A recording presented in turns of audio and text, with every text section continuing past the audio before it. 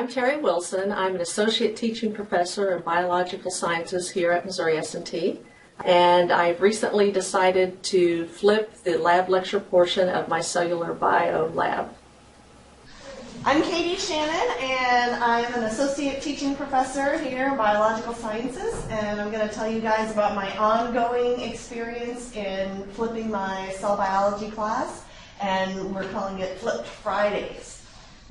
My name is Mary Riedmeyer, and I'm a teaching associate professor in the Material Science and Engineering department. And in that department, I teach sophomore level courses, starting out with Ceramic 102, Atomic Structure of Crystalline Materials. I also teach the First Processing Lab, Ceramic 111. And for the fun of it, I teach Ceramic 222, which is Applied Glass Forming. The class that I'm working on flipping is Ceramic 102, the Atomic Structure class.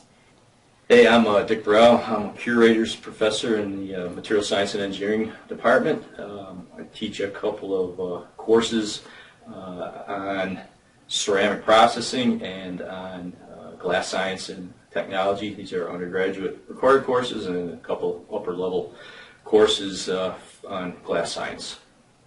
The course that I'm flipping is a second semester sophomore course on glass science and technology.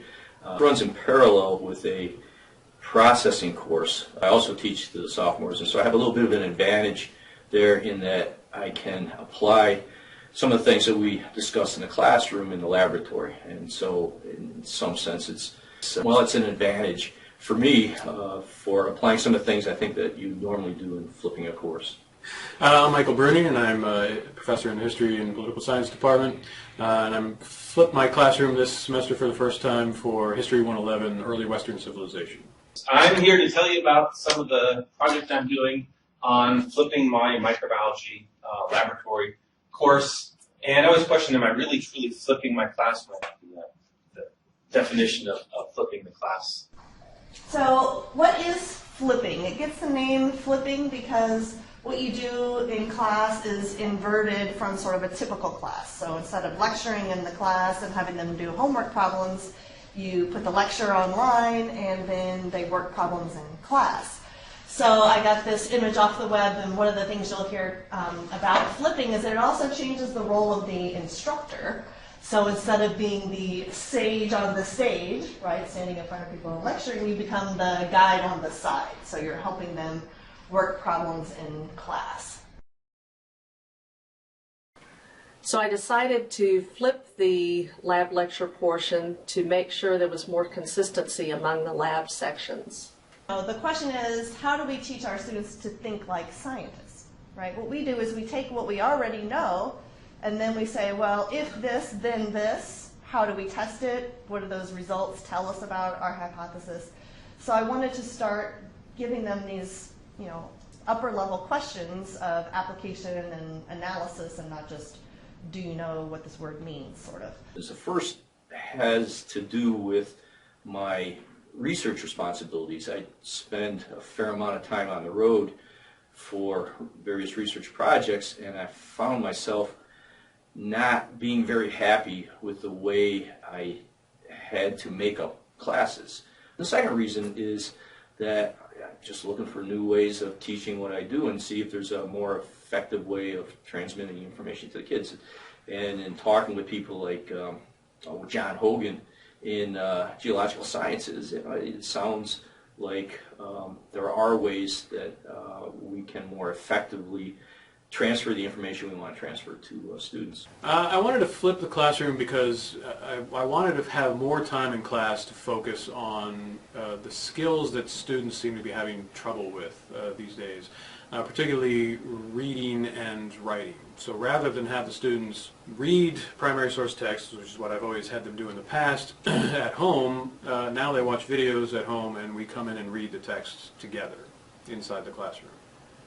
And I also give them in-class writing assignments. That I really wanted to do because I've found that it's almost impossible to give a writing assignment to students and not have them go immediately to Google to find ideas. This way they could actually have to come up with their own ideas on their own because they haven't had any chance to look online for something.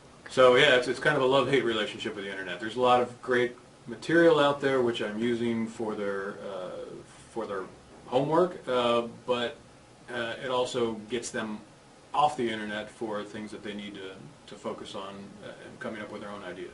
One of the things that we also kind of want to bring into the class is some real-world things that are going on.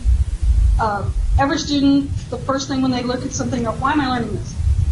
You know, what is my motivation to learn this and remember this? So if you can bring in some real-world applications, then they're more willing to learn it. With this class having lost its lab, they lost that whole hands-on application process. So it became just a strict lecture class. So by doing the flipped, where we can take some of the traditional lecture material, there's a lot of derivations in electrical engineering, deriving equations. Nobody wants to sit in a class at 8 a.m. and watch me derive equations on the board. Okay? They can sit in their pajamas at midnight and watch it if they choose to. That frees up, by putting some of that out of the classroom, it frees up time in the classroom for me to bring in some real-world applications. So what did I expect to come out of this? Effective student preparation. They're going to know what they're doing when they come in. They're going to have more time for student-student interaction, student-instructor interaction. That I'm not spending all this time lecturing to them and then trying to explain little things that they weren't paying attention to. Now we can actually talk about the research as they're doing their projects. And then the students learn how to really appropriately apply the lab techniques that we're teaching. And I guess what I'm trying to do is I want the students to get away from trying to just memorize how to do a lot of problems and work more on applying the information. You know, there's a certain amount of information that they have to commit to memory to be able to do things, but the more important part is figuring out how to apply it and how to actually work with it. So by flipping the classes, I say give them an incentive to look at the material ahead of time, listening to me go through the definitions on a lot of the aspects of, for instance, like crystallography. I'll have to say myself, I think it's rather boring.